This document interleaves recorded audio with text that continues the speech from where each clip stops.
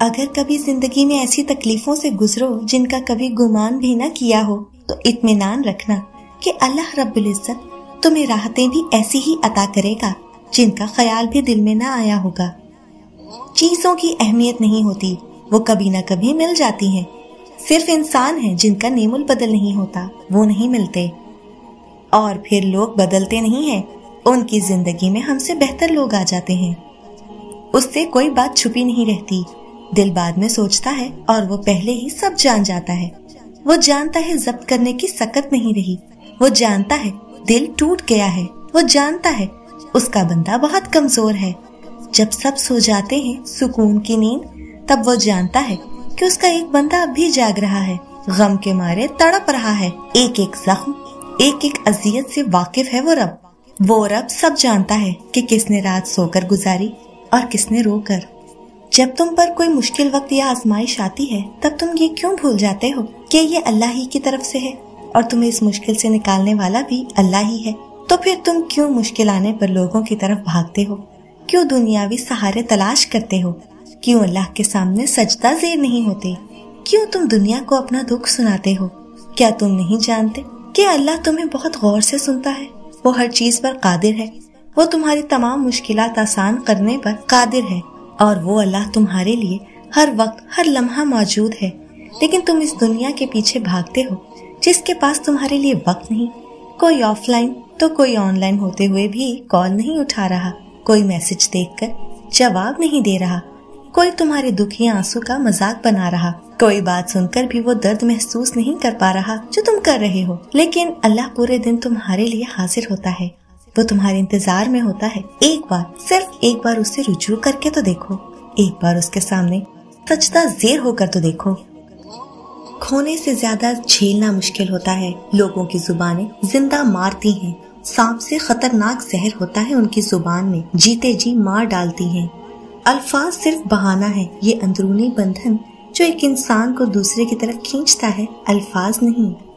رسول اللہ صلی اللہ علیہ وآلہ وسلم نے فرمایا، کوئی بندہ اس وقت تک مومن نہیں ہو سکتا جب تک میں اسے اس کے اہل و عیال، مال اور سب لوگوں سے زیادہ محبوب نہ ہوں۔ جب دل ٹوٹ جائے تو اٹھا کر اسی مصور کے پاس لے جاؤ جس نے اسے بنایا ہے، کیونکہ اس سے بہتر تو کوئی جان ہی نہیں سکتا کہ کون سا رنگ کہاں بھرنا ہے اور کس دھاگے سے کہاں پیوند لگانا ہے۔ صدقہ مصیبت کو قریب نہیں آنے دیتا، لیکن ہم صدقہ مصیبت آنے کے بعد دیتے ہیں۔ مصروف تو سبھی لوگ ہیں، کچھ تھک رہے ہیں اپنی آخرت بنانے کو اور کچھ تھک رہے ہیں اسے تباہ کرنے کو۔ جنت تو سبھی چاہتے ہیں، پر کچھ کہہ رہے ہیں انہیں جنت بنانے کو اور کچھ تھک رہے ہیں حقیقی جنت پانے کو۔ دو مختلف انداز زندگی ہیں، دو مختلف انجام ہیں۔ اگر کسی دن درد زیادہ ہو جائے تو شکایت مت کرنا، بس یہ کہنا کہ میرا رب بہت بڑا ہے۔ اے انسان، ہر روز کسی نہ کسی وقت ظاہر ہو کر رہتا ہے، اس لیے بدی کا بیج نہ بو، کیونکہ وہ ضرور اگے گا۔ لوگوں کو آپ میں تبدیلی نظر آ جائے گی، لیکن اپنا وہ رویہ نظر نہیں آئے گا جو اس تبدیلی کی وجہ بنی۔ اللہ فرماتا ہے، سب کچھ چھوڑ کر اندھا اعتبار کر لو مجھ پر، یقین کرو میں اپنے وعدوں کا بڑا سچا ہوں۔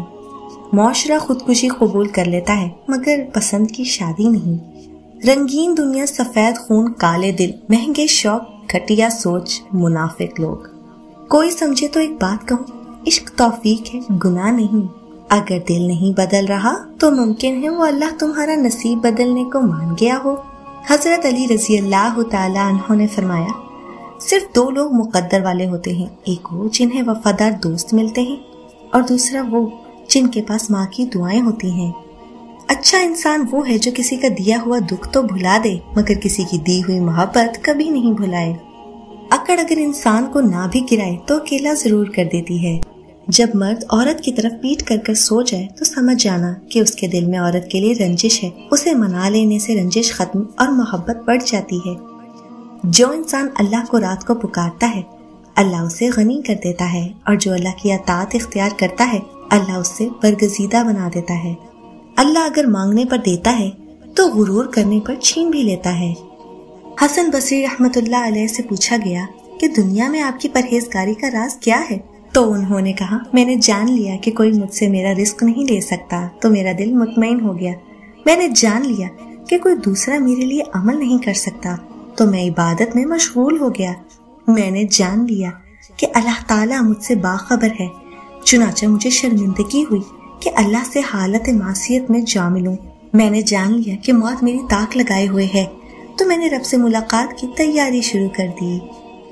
قیمت کوئی بھی ہو، انسان اگر بک جائے تو سستا ہو جاتا ہے۔ ہمیشہ وہی بلندیوں پر ہوتے ہیں جو خود سے پہلے دوسروں کا سوچتے ہیں۔ انسان کو انسان سے دور کرنے والی پہلی زبان، دوسری چیز پیسہ اور تیسری چیز عہدہ ہے۔ اگر تم خدا کو دیکھنا چاہتے ہو تو اس کا ایک طریقہ ہے کہ تم اپنے دل میں جھانک کر دیکھو، کیونکہ تمہارا دل ایک آئینہ ہے۔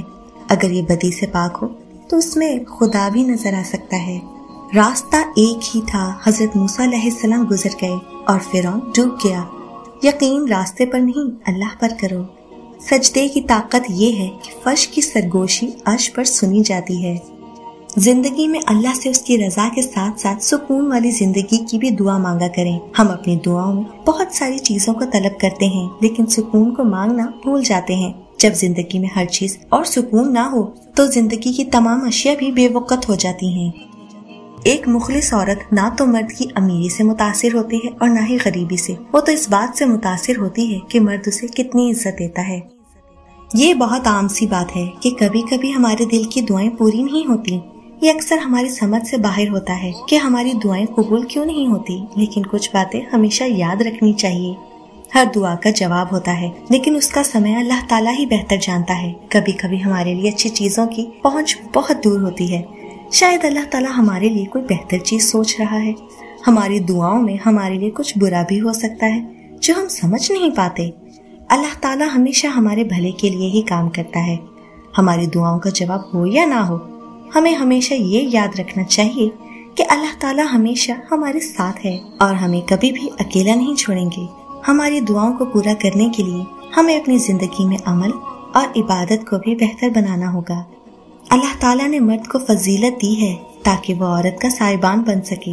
جب مرد عورت کو اپنے جیسا ہی سمجھے گا تو وہ ہر کام میں مدد کرنا، اس کے لیے آسانی کرنا، اس کے ناز اٹھانا چھوڑ دے گا۔ مخلص لوگ اگر چھوڑ جائیں تو منا لیا کرو، منافق اگر چھوڑ جائے تو خدا کا شکر ادا کیا کرو۔